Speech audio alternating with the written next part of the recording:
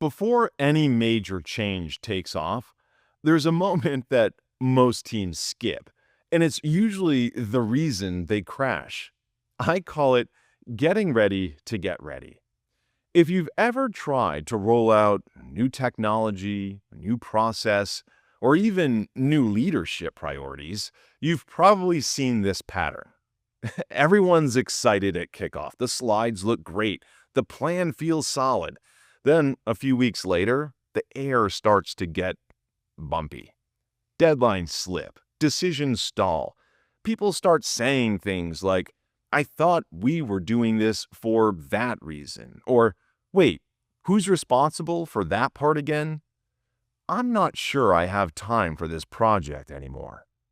That's what happens when we launch before we're truly ready. Not ready in a technical sense, but ready in the organizational sense. Getting ready to get ready means creating clarity before motion.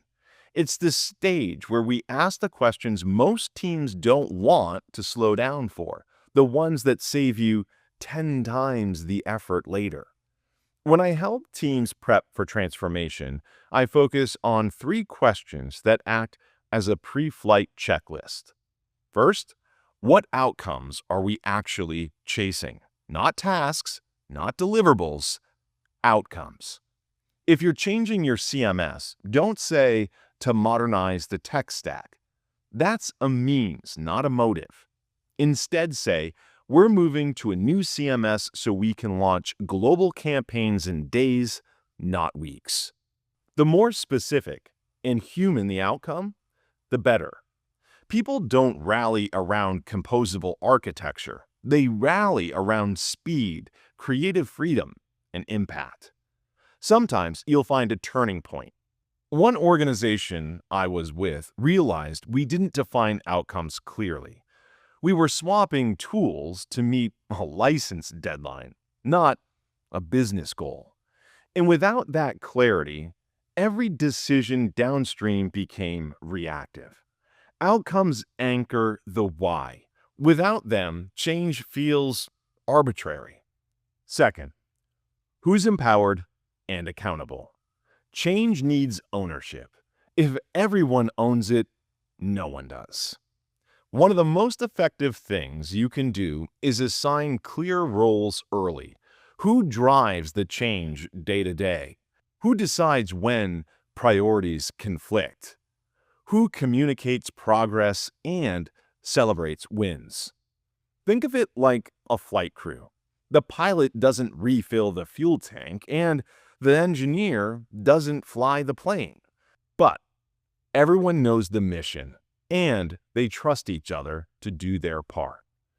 When accountability is clear, coordination becomes effortless. When it's not, meetings become therapy sessions. Third, how and when will we ask for help? This is the question no one wants to admit they need. But every transformation hits turbulence, and the teams who succeed are the ones who've planned for it. That means knowing who your support network is.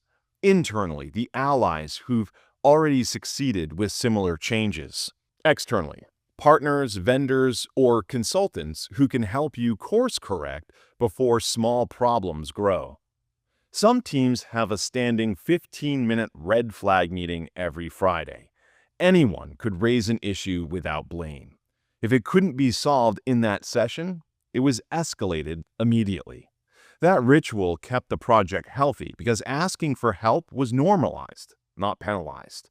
Support isn't a safety net, it's part of the plan.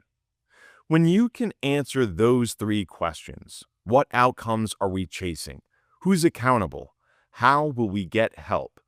You're ready to begin the journey. Everything else, the roadmaps, the tools, the meetings, plugs into those answers. And this is exactly where leadership becomes the deciding factor. Great leaders do 2 things during change. They provide clarity, and they stay calm in the face of chaos. Providing clarity means giving people direction they can see and a plan they can follow. And when that plan needs to change, explaining why and ensuring the team has the support to adjust. Staying calm means not adding emotional drama to an already tense situation. Most change initiatives fail not because the strategy was flawed, but because leadership's reaction amplified uncertainty instead of reducing it. Clarity and calm set the tone. They make the organization feel safe enough to move forward. Skipping this step is like taxiing down the runway without checking your instruments. You might get airborne, but you'll spend the rest of the flight wondering what's about to go wrong. So pause, align, clarify. This isn't the slowdown before change. It's the acceleration ramp for everything that follows.